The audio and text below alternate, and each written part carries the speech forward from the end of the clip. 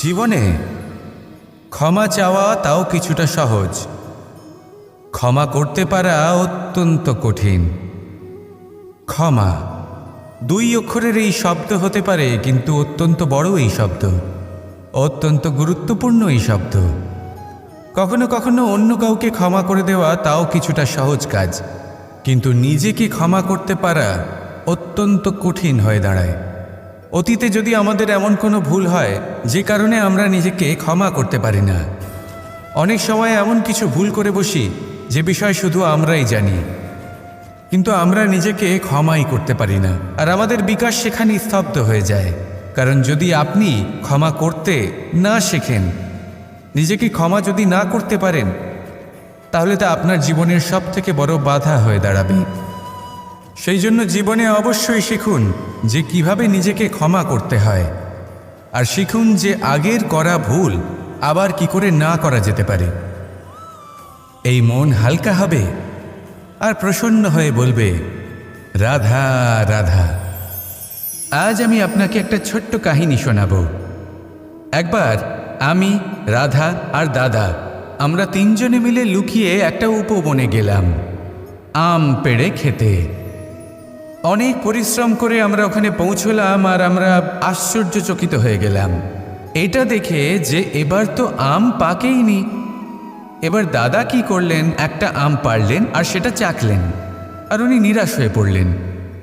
উনি বললেন যে এটা তো খুবই টক। তারপর রাধা একটা আম পাড়ল আর সেটা চেখে দেখল, আর রাধা উৎসাহিত হয়ে পড়ল। আমি রাধাকে জিজ্ঞেস করলাম, কি হয়েছে, তুমি এত উৎসাহিত কেন? তখন রাধা বলল যে এবার এত বেশি টক আম হয়েছে যে এগুলো দিয়ে আমরা আচার বানাবো। তাহলে দাদা ওখান থেকে বেরিয়ে গেলেন নিরাশ হয়ে এবং খালি হাতে। রাধাও ওখান থেকে বেরিয়ে গেল কিন্তু উৎসাহিত হয়ে, আর অনেকগুলো কাঁচা আম সাথে নিয়ে। এর থেকে আমরা কি শিক্ষা পেতে পারি? যে প্রত্যেকটা স্থানে এমন কিছু রয়েছে যেখান থেকে আমরা কিছু একটা শিক্ষা লাভ করতে পারি, যা আমাদেরকে বিকাশের পথে নিয়ে যেতে পারে। এই শিক্ষা প্রত্যেক স্থানে আছে। সব কিছু আমাদের দৃষ্টিভঙ্গির উপর নির্ভর করছে। যখনই আমাদের জীবনে, আমাদের সম্পর্কে কোনো সমস্যা, কোনো বিপদ আসে, তখন বেশিরভাগ মানুষ সেই বিষয় নিয়ে দুঃখী হয়ে পড়েন। আর কিছু মানুষ এমনও থাকেন যারা শেষ পর্যন্ত তার সমাধান করেন, বিপদকে পরাজিত করেন, সম্পর্কগুলিকে আবার জুড়ে দেন। যদি আপনি সুখের খোঁজ করেন তাহলে আপনি সুখ অবশ্যই পাবেন, প্রসন্নতা অবশ্যই পাবেন। যদি আপনি দুঃখ খোঁজেন তাহলে দুঃখ অবশ্যই পাবেন। এবার আপনি কি খুঁজতে চান, সেই চয়ন আপনারই। আসুন আর আমার সাথে ভালোবেসে বলুন, রাধা রাধা।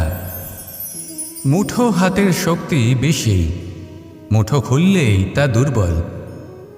তা এমন কি থাকা উচিত এই বন্ধ মুঠোয় যা লাখের সমান? মানসিকতা এবং স্বপ্ন। মানুষ জন্মগ্রহণ করে, তার মানসিকতা সময়ের সাথে উন্নত হয়। মানসিকতা অনুযায়ী সে স্বপ্ন দেখে, আর সেই স্বপ্ন সার্থক করতে সে পরিশ্রম করতে থাকে।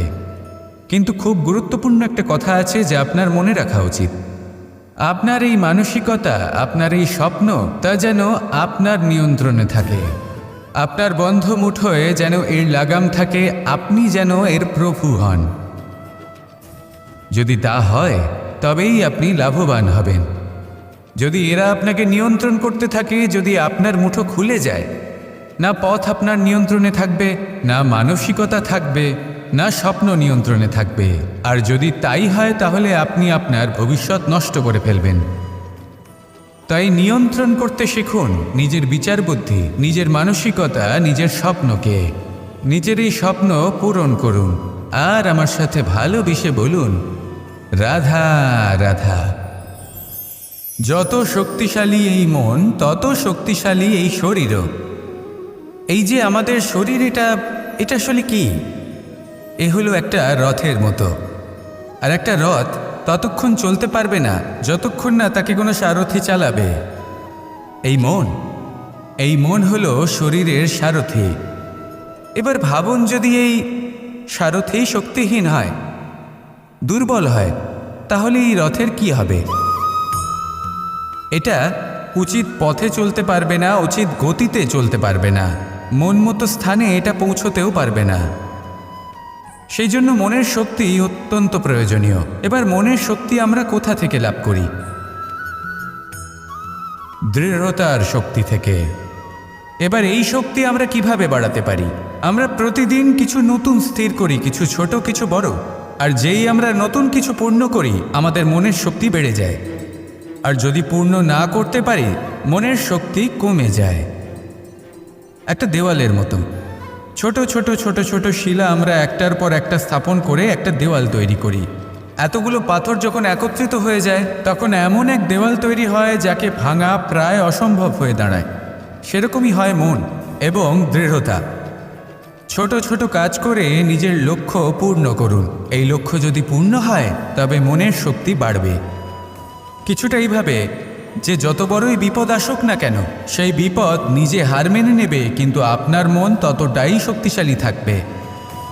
তাই মনের শক্তি বাড়াতে থাকুন, যাতে আপনি উচিত পথে চলতে পারেন, উচিত গতিতে চলেন আর মনোবাঞ্ছিত স্থানে পৌঁছতে পারেন। তবেই এই মন প্রসন্ন হয়ে বলবে, রাধা রাধা। মানুষ সবসময় চায় যে তার জীবনে যেন কখনো কোনো সমস্যাই না আসে। সে চায় তার জীবন যেন শুধুমাত্র শান্তি এবং সুখের দ্বারা পূর্ণ থাকে। কিন্তু এই চাহিদা অনুচিত কিছু নয়। আমরা সবাই এটাই চাই যে জীবনে সুখ থাক, শান্তি থাক। কিন্তু এই কথা সবসময় মনে রাখবেন, যে সূর্য উদিত হন সংসারকে প্রকাশমান করেন, দুপুরবেলায় সংসারকে রৌদ্র প্রদান করেন, সন্ধেবেলায় তাকেও অস্ত যেতে হয়। এবার আমাদের জীবন চক্র কিছুটা এরকমই। কোনো কিছুই চিরকাল একরকম থাকে না। কখনো এই নদীকে দেখুন, যা বয়ে চলেছে। এই নদী যা বয়ে চলেছে, তার পথেও অনেক বিপদ আসে। বড় বড় পাথরের সম্মুখীন হয়ে তাকেও সামনে এগিয়ে যেতে হয়। একটি পুকুর যা চারদিক থেকে ঘেরা, তার জীবনে কিন্তু কোনো সমস্যা নেই। কিন্তু এই সংসারে পুকুরের পুজো করা হয় না, পুজো করা হয় নদীকে। মনে রাখবেন, সমস্যার ঊর্ধ্বে তিনি উঠতে পারেন যিনি সমাধি লাভ করেছেন, যিনি এই সংসারেই নেই। যিনি এই সংসারে আছেন এবং জীবিত আছেন, তার জীবনের সমস্যা হলো শ্বাসবায়ুর মতোই গুরুত্বপূর্ণ। আসুন আমার সাথে ভালোবেসে বলুন, রাধা রাধা। ধন, সম্পদ, ঐশ্বর্য, মানুষ হয় নিজের সৌভাগ্যের দ্বারা এগুলো লাভ করে থাকেন বা কর্মের দ্বারা। সৌভাগ্য আসলে কি?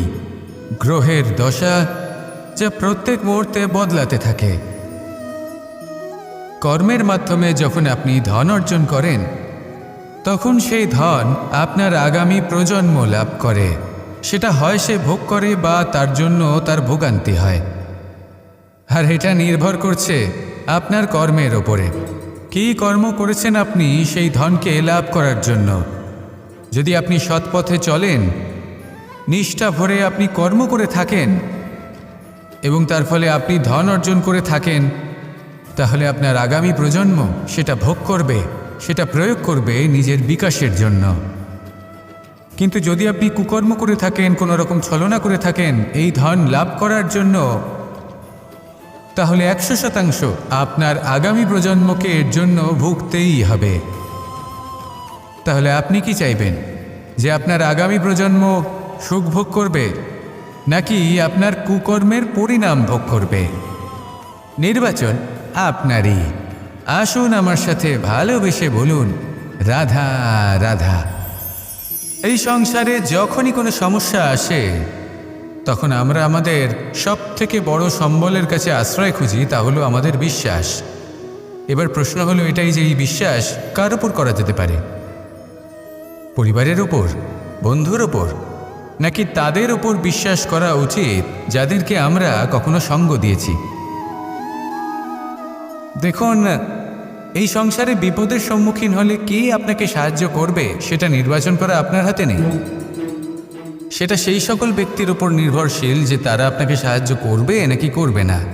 অর্থাৎ যখনই কোনো বিপদ আসে, সর্বপ্রথম তার সম্মুখীন আমাদের নিজেকেই হতে হয়, আর তার জন্য প্রস্তুত থাকা প্রয়োজনীয়। সেই শক্তি, সেই সাহস অর্জন করা প্রয়োজনীয়। দেখুন, যখনই অন্ধকার আসে তখন সবার আগে কি আপনাকে ত্যাগ করে চলে যায়? আপনার নিজেরই ছায়া। এই অন্ধকারের সম্মুখীন হতে হয় অন্তরের প্রদীপের দ্বারা, অন্তরের আত্মা দ্বারা। তবেই আপনি অন্ধকারের ওপর জয়লাভ করতে পারবেন।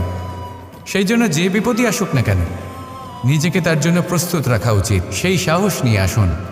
এমন কোনো বিপদ নেই যা আপনাকে ভেঙে দিতে পারে। আসুন আমার সাথে ভালোবেসে বলুন, রাধা রাধা। লোভ আপনার অন্তরের আরও একটা শত্রু। দেখতে গেলে এটা একটা শব্দ, একটা সংস্কৃত শব্দ। লব ধাতু থেকে উৎপন্ন হয়েছে। এর অর্থ কিছু লাভ করা। কিছু লাভ করা অনুচিত নয়, আরও কিছু লাভ করাও অনুচিত নয়, কিন্তু সব থেকে বেশি আমিই লাভ করব। আমি আরও চাই, আরও বেশি চাই, আরও বেশি পেতে চাই। এটাই হলো লোভ। আর এই লোভ যখন গ্রাস করে তখন আপনি যা পেতে চান, সে ধনই হোক বা মানই হোক, তা অর্জন করার জন্য মানুষ যে কোনো স্তরে পৌঁছে যেতে পারে। যদি মানুষ ধন অর্জন করতে চান তাহলে তার জন্য তারা অধর্মের পথেও চলতে পারেন। যদি সম্মান অর্জন করতে চান তাহলে অন্য মানুষকে ছোটও করতে পারেন। শেষ পর্যন্ত আপনার এটা মনে হতে পারে যে যদি একটু অল্পই প্রাপ্ত করতাম, কিন্তু ভালোবেসে প্রাপ্ত করতাম, এই জীবন আরও অনেক বেশি সুখী হতো। লোভ আপনার জীবনে, আপনার মনে কখন যে প্রবেশ করবে সেটা আপনি জানতেও পারবেন না। তাই এটা চিনতে শিখুন আর তৎক্ষণাৎ জীবন থেকে বাইরে ফেলে দিন। যা কিছু লাভ করতে চান তা ভালোবেসে লাভ করুন, আর সেই ভালোবাসার সাথেই বলুন, রাধা রাধা রাধা রাধা। আপনারা হয়তো ভাবছেন কি আশ্চর্য ব্যাপার, প্রত্যেকবার আমি কথা শেষ হওয়ার পরে রাধা রাধা বলি। এইবার আমি আগেই বলে দিলাম। কারণটা কি? কারণ হলো অত্যন্ত বিশেষ। প্রত্যেকবার কথা সমাপ্ত হবার পরে আপনাদের সবার মধ্যে ভালোবাসা বিতরণ করতে চাই, তাই রাধা রাধা বলি। কিন্তু এইবার এই নতুন এবং বিশেষ সূত্রপাতে প্রথমে প্রেম বিতরণ করা অত্যন্ত আবশ্যক। এবার একটা বিষয় আছে যা জানেন হয়তো সকলেই, কিন্তু বুঝতে খুব কম জন পারে। এই প্রেম, এই আনন্দ, এই সকল কিছুর সূত্রপাত হয় নিঃস্বার্থ আবেগের দ্বারা। ঠিক যেমন একজন মাতাকেই দেখে নিন।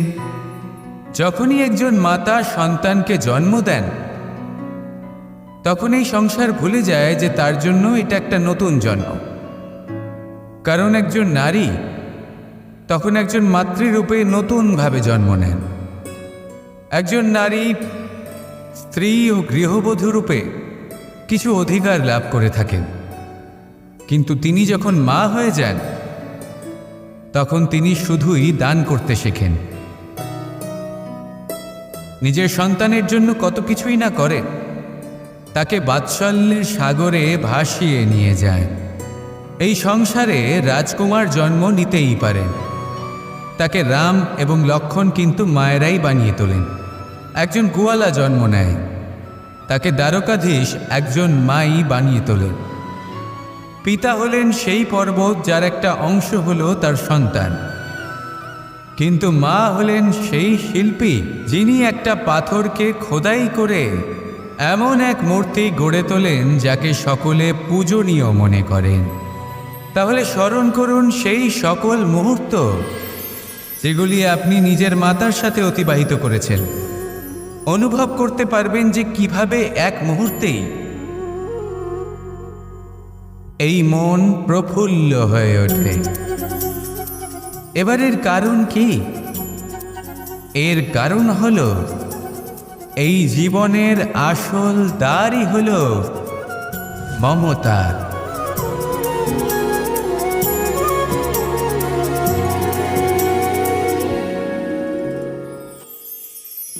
আমি রাধাকে ভালোবাসি, আর এই কথাটা সমগ্র সংসার জানে। আর সময় অন্তরে লীলার দ্বারা, বিভিন্ন ঘটনা দ্বারা, কর্মের দ্বারা আমি নিজের এই ভালোবাসা রাধার সামনে প্রকাশ করি। এবার আপনি বলবেন, এসবের কি প্রয়োজন? রাধা কি এই কথা জানে না যে কৃষ্ণ তাকে কতটা ভালোবাসে? অবশ্যই জানি, কিন্তু এই যে ভালোবাসা, তা মনে রেখে দেওয়ার জন্য নয়, তা প্রকাশ করার জন্য। আর বারংবার এই ভালোবাসাকে প্রকাশ করা উচিত, উচিত সময় এবং উচিত সুযোগ দেখে। কীরকম? এবার যদি আপনি প্রেমীর সাথে কোনো উৎসবে থাকেন, তাহলে তার সাথে নৃত্য সঙ্গীত করুন। যদি ভিড়ের মাঝে থাকেন, তখন প্রেমীকে সম্মান করুন, একান্তে প্রসাধন করুন। দুঃখের সময় তার হাত ধরে থাকুন, সুখের সময় আলিঙ্গন করে রাখুন। এই প্রেম যত প্রকাশ করবেন, ততই এই প্রেমের বৃদ্ধি হবে। এই প্রেম আরও বেশি গভীর হবে, অটুট হবে।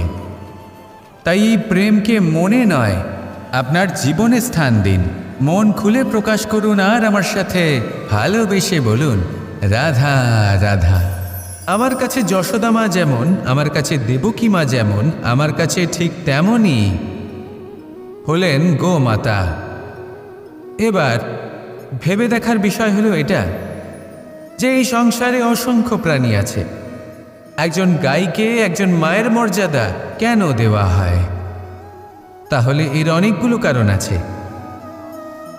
এই গাই অর্থাৎ গোমাতা, এনারা হলেন অত্যন্ত শান্ত, শান্তিপ্রিয়, কখনো কারোর কোনো ক্ষতি করতেই পারেন না। গোমাতা যে দুধ নিজের বাছুরকে পান করান, সেই দুধই আমাদেরও দেন। সেই দুধ পান করে আমরা শক্তি লাভ করি। এই দুধ থেকে আমরা মাখন, ঘি, পায়েস, এইসব সুস্বাদু খাবার লাভ করি। গোমাতার গোবর আমাদের জ্বালানি হিসেবে সাহায্য করে, যার ফলে খুব কম সংখ্যক কাঠ ব্যবহার করা যায় এবং বেশিরভাগ জঙ্গল সুরক্ষিত থাকে। গোমাতার গোমূত্র, সেটাও আমাদের কাছে লাভজনক। এর দ্বারা আমরা অনেক রোগ থেকে মুক্তি লাভ করতে পারি। গোমাতা যখন একটি বাছুরকে জন্ম দেন, তখন সেই বড় হয়ে আমাদের ক্ষেত কর্ষণ করে। সেই জন্য গাইকেও জীবনে মায়ের মর্যাদা দেবেন। যতটা সম্ভব তাকে সেবা করুন এবং ভালোবেসে তাকে পালন করুন। এই মন নিজে থেকেই প্রসন্ন হয়ে বলবে, রাধা রাধা। কখনো কোনো প্রজাপতিকে উড়তে দেখেছেন? কি সুন্দর উড়ে বেড়ায় সে, এক ফুল থেকে অন্য ফুলে, এক পাতা থেকে অন্য পাতার উপর। কিন্তু সে কিভাবে উড়তে শেখে কখনো ভেবেছেন? জন্ম থেকেই কিন্তু প্রজাপতির ডানা থাকে না। ও কিন্তু ছোট্ট একটা ডিমের আকারে জন্ম লাভ করে। তারপর সেই ডিমটি ভেঙে একটি কীট বাইরে আসে। আস্তে আস্তে সে বড় হয়, ওর শক্তি বৃদ্ধি পায়। তারপর সে সেই কীট দশা ত্যাগ করে নিজের ডানাগুলি মেলে। এই প্রক্রিয়া তার কাছে সরল নয়, অত্যন্ত যন্ত্রণাদায়ক প্রক্রিয়া, কিন্তু সে সেই যন্ত্রণা মেনে নেয়। আর তারপর আস্তে আস্তে সে উড়তে শেখে। শুধুমাত্র আকাশে উড়ে বেড়ায় তা নয়, আমাদের মনের মাঝে উড়ে বেড়ায়। এবার এই ডিম থেকে প্রজাপতি হয়ে ওঠার যে যাত্রা, এটা যতটা কঠিন, ততটাই কঠিন হয় এই সংসারে শ্রেষ্ঠ কর্ম করা, ততটাই কঠিন হয় এই সংসারে মহান হয়ে ওঠা। সেই জন্য প্রয়োজনীয় প্রচেষ্টা এবং সময়। নিরন্তর প্রচেষ্টা করতে থাকুন, পর্যাপ্ত সময় নিন এবং আপনি নিজেকে এই আকাশে উড়ন্ত অবস্থায় পাবেন। আসুন আমার সাথে ভালোবেসে বলুন, রাধা রাধা।